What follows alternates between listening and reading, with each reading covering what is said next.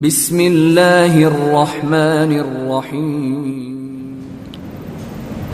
Assalamualaikum warahmatullahi wabarakatuh. Alhamdulillahirabbil alamin wassalatu wassalamu ala asrofil anbiya wal mursalin sayyidina Muhammadin wa ala alihi wa sahbihi ajmain. Amma ba'd. Jemaah sekalian rahimakumullah, kita lanjutkan kajian kita berkaitan dengan surat Al-Baqarah. Setelah kita menyelesaikan 1 sampai 5 yang merupakan prinsip dasar tujuan kita hidup di dunia ini, yakni untuk menjadi orang yang bertakwa, maka kita juga disuruh mengenal di ayat 6 ini berbicara tentang orang kafir. Innal ladzina kafaru sawa'un 'alaihim a andartahum am lam tundirhum la yu'minun. Innal ladzina kafaru, Ibnu Katsir menjelaskan tentang kafaru yang dimaksud di ayat ini, yang ujung ayatnya menunjukkan sama saja apakah diberi peringatan atau tidak, itu tidak semua orang kafir, tapi adalah orang-orang kafir yang ghatul haqqa wa sataruhu, orang-orang kafir yang memang menutup kebenaran dan juga mencoba untuk menghalang-halanginya. Kalau dalam surat Al-Bayyinah, maka orang kafir ini secara irisan besar dibagi dua, innal ladzina kafaru min ahlil kitab wal musyrikin. Jadi golongan besar orang kafir adalah satu dari ahli kitab, yang kita tahu Yahudi dan Nasrani. Kemudian al-musyrikin, maka hampir yang memiliki Tuhan lebih dari satu atau menyembah ya, yang kelihatan padahal menurut dia Tuhannya tidak kelihatan, itu sama semuanya. Jadi konsep agama-agama yang dibikin manusia rata-rata ke arah kemusyrikan, termasuk yang Sunda pedalaman, Jawa pedalaman yang masih animisme, dinamisme juga bagian dari musyrikin. Nah, orang kafir yang mana yang kalau diberi peringatan dan tidak diberi peringatan, tentu dedengkot-dedengkotnya yang benar-benar sudah menikmati kekafirannya. Kenapa? Ini terlihat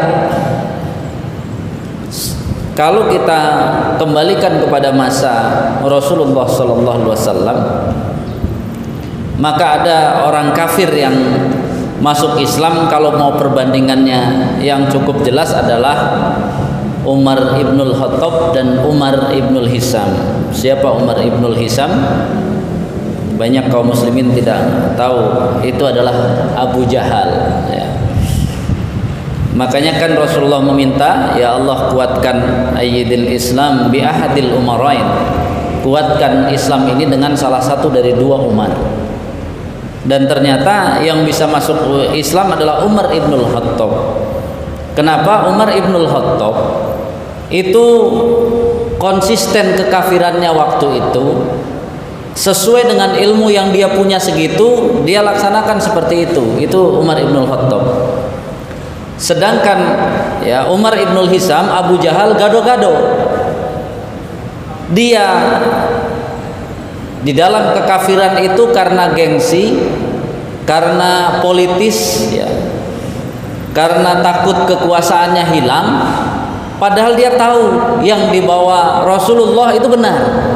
Terbukti dengan trio Abu ya, trio Abu Jahal, Abu Lahab dan Abu Sufyan itu kan mendengarkan Rasulullah membaca Al-Quran dan membenarkan, waduh sebenarnya isinya benar, dan mereka sudah tahu, tapi mereka melakukan ya aksi menolak sesuatu yang dia sendiri sudah tahu, hanya takut nanti ya mereka bukan termasuk orang-orang yang memiliki kedudukan, memiliki penghargaan di dunia ini. Lihat, sedangkan Umar ibn Khattab nggak pernah nyuri-nyuri dengar baca Quran, dia konsisten dengan kekafirannya sesuai ilmunya.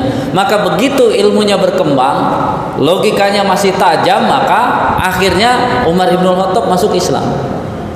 Dan ketakutan Abu Jahal, ketakutan Abu Lahab itu sebenarnya termasuk ketakutan Abu Sufyan salah. Begitu Umar ibn Khattab karena sudah punya jabatan, dia berkedudukan tinggi, lalu masuk Islam, tetap punya kedudukan yang tinggi. Jadi seorang pembesar kaum, begitu dia masuk Islam, maka akan menjadi pembesar kaum. Termasuk kita ini sebenarnya kaum muslimin, ya. Ini kita baru membahas tentang ujung ya kekafiran ya, nanti karena ini per 7 menit ya, itu insyaallah bukan kita selesaikan saat ini, tapi mari kita pahami bahwa Islam ini ya, dibuktikan dengan seperti itu. Nanti Abu Sufyan, jadi Abu Lahab dan Abu Jahal tidak sempat ya menikmati kekafirannya, juga tidak menikmati Islam atau tidak, juga tidak. Abu Sufyan kenapa begitu Fathu Mekah pasti masuk Islam, karena dia sudah tahu sebenarnya Islam itu benar. Dan sekarang Abu Sufyan kedudukannya tidak takut, karena orang Mekah sudah muslim, dia ikut muslim, tetap saja kedudukannya menjadi kedudukan yang tinggi. Sebagai ujung pertama pelajaran sebagai pembuka, maka kita sebagai kaum muslimin jangan terlalu sedih kalau ada orang-orang yang menjelekkan Islam dan sebagainya. Kalau dihitung rata-rata mereka bukan pembesar kaum, dan kedudukan di orang kafir juga mereka receh-receh juga, bukan pembesar juga. Yang berbahaya itu kalau dia pembesar kaum kemudian dia murtad, ya kaumnya akan ikut. Sejelek-jeleknya manusia paling jelek salah satunya adalah ya tokoh munafik. Itu tokoh munafik itu kan walaupun dia Islamnya seperti itu, pengikutnya masih banyak. Saat menarik pasukan dari perang Uhud sudah 300 dari 1000, itu kan menjadi luar biasa. Dan ini mudah-mudahan ya, karena kita sedang memahami konsep ya orang kafir. Sekarang kan tugas kita apa? Tugas kita itu sebenarnya dakwah orang yang dari kecil Islam, dakwahnya adalah tunjukkan Islam itu sebaik apa. Tapi nanti dakwahnya konsep, mengadu konsep dengan orang kafir nggak perlu kita sebenarnya. Nanti tunggu saja orang hebat yang dulunya agama itu masuk Islam, nah udah biarin mereka yang beradu konsep. Jangan sampai kita-kita ini yang lagi semangat Islam dengar kristologi, saya kalau gitu ikut kristologi. Nggak perlu. Sebagaimana Umar tidak perlu bawa Injil kata Rasulullah, karena kalau Umar sudah bisa menjadi orang yang bertakwa, dia tunjukkan kebaikan, maka orang akan ikut. Ya, ini yang harus dipahami. Jadi harus bagi tugas bagi kita semuanya. Maka coba yang sudah ke masjid dan sebagainya, tunjukkan Islam itu seperti apa yang waktu itu saya katakan. Kalau seluruh jamaah masjid ini sudah tidak kasbon ya, di UIK yang bekerja di UIK nggak punya kasbon gitu ya, karena apa? Tawakal kepada Allah dan ikhtiarnya sudah bagus. Kemudian apa? Dia juga tidak punya hutang. Itu udah bagus, menjadi tunjukkan nih saya orang Islam, kasbon enggak, hutang enggak punya, kan gitu. Itu dulu, nggak usah ngurusin konsep Trinitas itu nanti.